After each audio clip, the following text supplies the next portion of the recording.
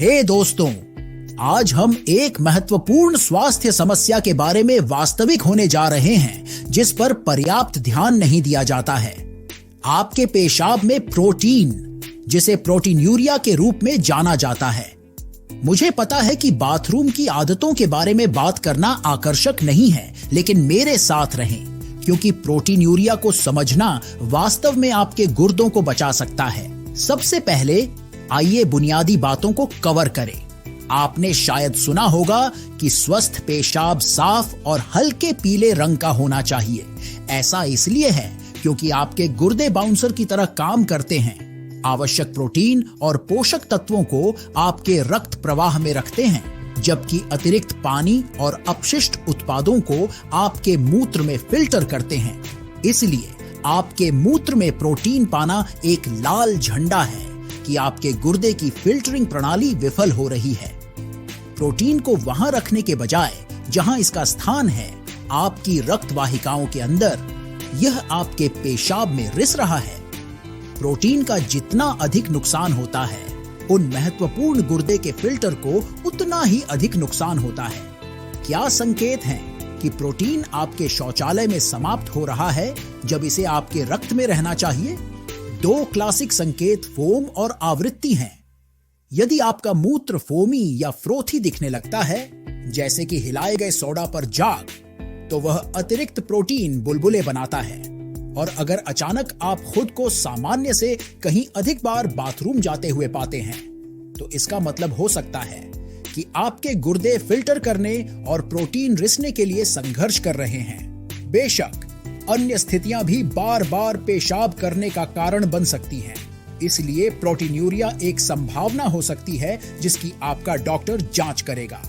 अब वास्तव में क्या कारण है कि प्रोटीन मूत्र में बचने लगता है?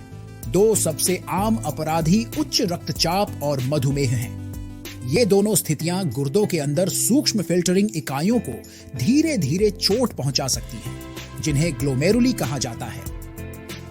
कल्पना कीजिए कि आपके ग्लोमेरुली एक चेन लिंक बाड़ हैं जो प्रोटीन को आपकी रक्त वाहिकाओं के अंदर बंद रखते हैं। उच्च रक्तचाप और अतिरिक्त रक्त शर्करा उन नाजुक बाड़ों को ऑक्सीकृत और कमजोर कर देती है जब तक कि छेद न बन जाएं, जिससे प्रोटीन मूत्र में रिसने लगता है।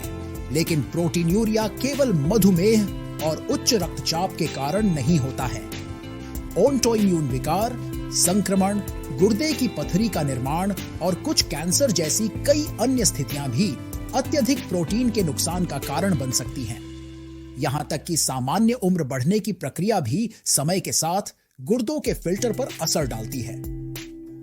कारण चाहे जो भी हो, प्रोटीनयूरिया को अनुपचारित छोड़ने के परिणाम भयावह होते हैं।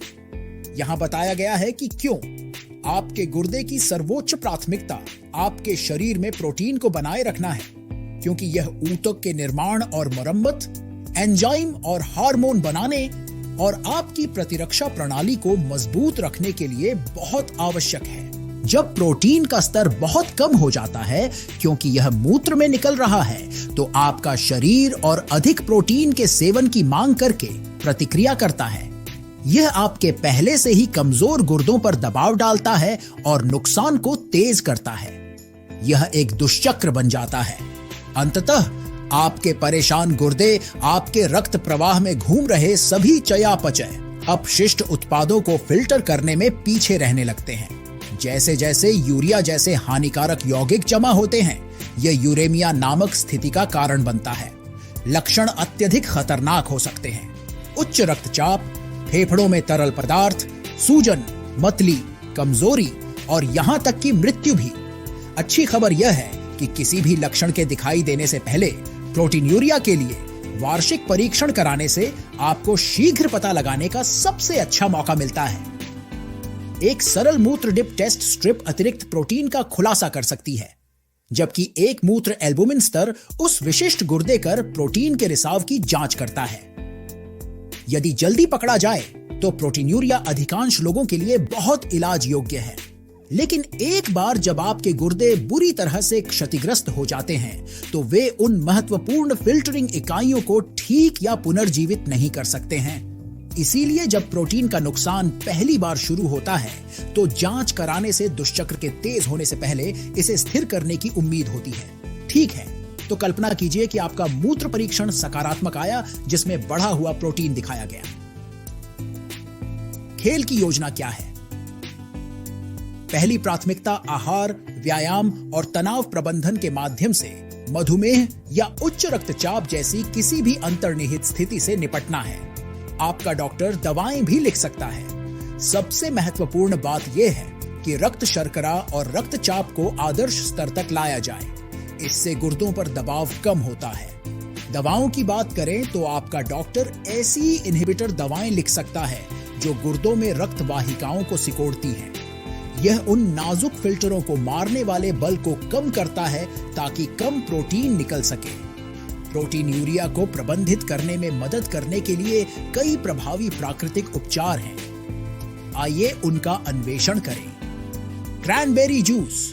बिना मीठा किया हुआ क्रैनबेरी जूस पीने से एंटीऑक्सीडेंट मिलते हैं जो गुर्दे के ऊतकों की रक्षा कर सकते हैं और बैक्टीरिया के विकास को रोक सकते हैं। चाय। मार्शमैलो जड़ और डैंडेलियन चाय में यौगिक होते हैं जो मूत्रपथ की जलन को शांत करते हैं और हल्के मूत्रवर्धक के रूप में कार्य करते हैं। नेटल पत्ती की चाय सूजन को कम कर सकती है और गुर्दे के कार्य में सुधार कर सकती है। Baking soda.